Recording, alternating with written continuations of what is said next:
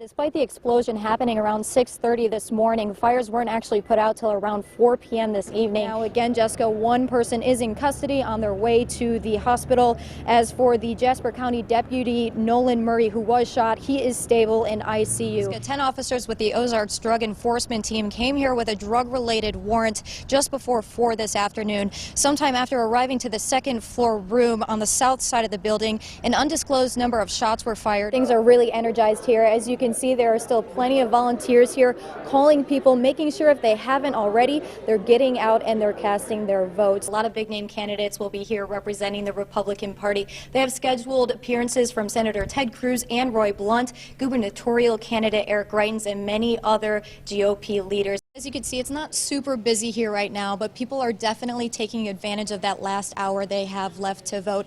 Because they can't discriminate, Safer says men can sign up, but so far they've had no takers. If they do, riders can still request what gender they prefer. An average of 350 miles is a good rule of thumb, so if you run 3 miles twice a week, that's new shoes about every year, or if you're Stacey Garvilla, probably every week, and if you're me, I don't even need shoes. So. The National Weather Service has confirmed that the tornado that hit Goodman, Missouri was an EF2 with maximum winds of around 120 miles per hour.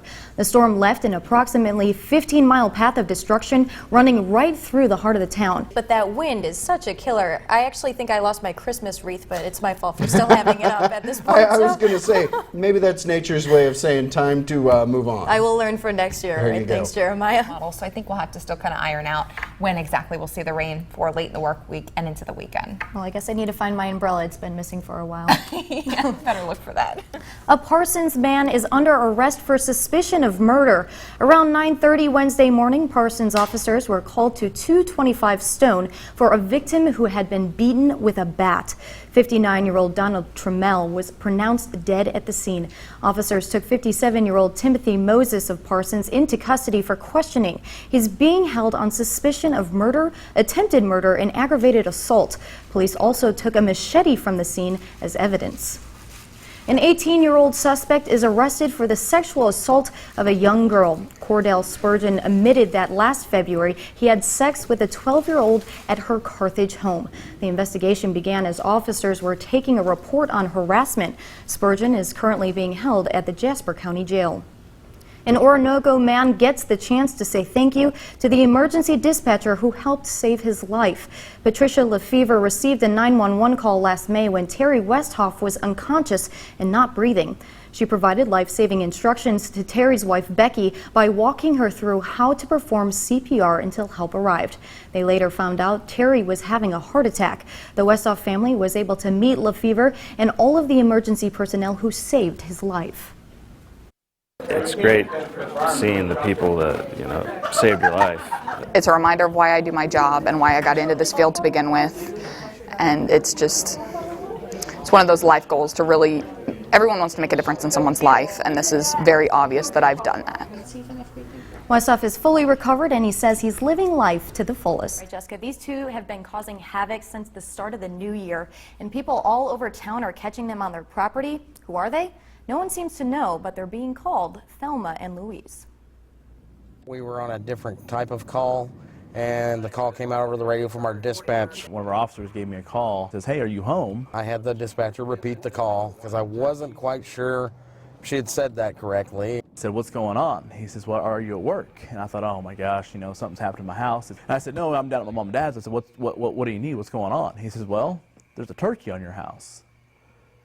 And there was that awkward pause, and I said, "Excuse me, a what?" He says, "There's a turkey on your house." Well, I found one full-size turkey on top of the mayor's house. He was pacing back and forth. There was another up in a tree gobbling at us, I guess is the best way to put it. So I called animal control out there, and we just tried to figure out exactly what to do with them. And finally, they flew away. 2 rogue turkeys have been spotted across the small town of Commerce for several weeks now. One of our firemen, she called me to let me know that these turkeys were scaring her little dog. Another guy, he saw them pacing in his backyard. They've just been everywhere. Up in trees, running across the road. Two rascals just out having a good time. According to National Geographic, wild turkeys generally forage in the forest. So why are they here in Commerce? That I can't really answer. I guess my best answer would be why not commerce? Well, some say they used to be someone's pets, and somehow or some way they got out. And that's just the story I got. I don't know if that's 100% true or what. No matter what version of the story is true, these two are certainly leaving their mark in commerce. It's fun and more than anything. It just because, like I said, it's not something you hear about every day. You know, it's not something you see every day. For them to be perched up on a roof and just hanging out. And it's that rebellious nature that's given them their names. Since they're running together and they're running from the cops, I guess the best name I can think of would be Thelma and Louise. But Shelby and Hart say as long as they don't cause too much of a commotion, these troublemakers are welcome to stay. In fact, they look forward to it. I think they'd be a good addition. Tigers and turkeys, I guess, go together pretty good. Thelma and Louise, forever in our hearts, you know.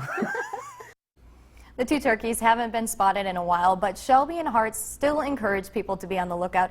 And Jessica, the turkeys haven't been dangerous. They haven't caused any real harm. But the mayor says if they ever do, they will definitely take care of them. But for now, it's all in good fun. If you've seen Forgetting Sarah Marshall, but this winter reminds me of the weather outside is weather. Because it's just all over the place. I can't believe you just sang on air. That was pretty If you guys want more, impressive. just let me know. Pretty incredible stuff.